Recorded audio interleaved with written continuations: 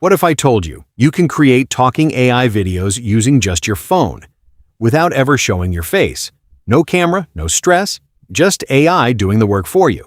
In this video, I'll show you step by step how to create your own talking AI videos easily.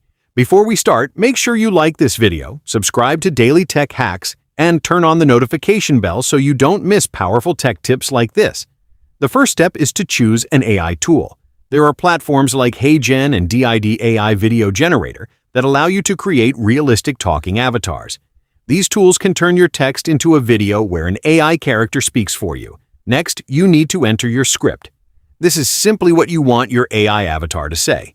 You can write anything, a tutorial, a story, or even content for your YouTube channel. Now, choose your avatar and voice. You'll see different AI characters you can select from, along with various voice options. Pick one that matches your style or the type of content you want to create. Once you're done, generate your video. Just tap the Generate button, and within seconds, your AI avatar will start talking based on your script. It's fast, simple, and requires no technical skills. After that, you can edit your video to make it even better.